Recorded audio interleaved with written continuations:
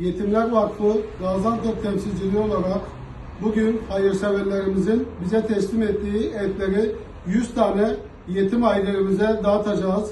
Bu hayırlarımızın devam etmesi için hayırseverlerimizden destek bekliyoruz. Allah-u Teala şimdiden hayırlarınızı kabul eylesin.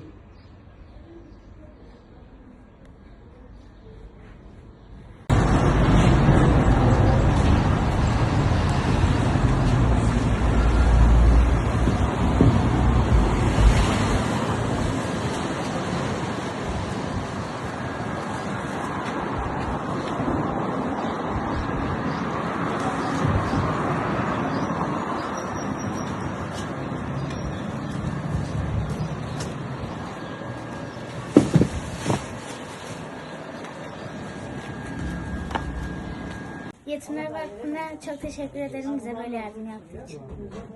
Yetimler Vakfı'na bize yardım ettiği için teşekkür ederiz.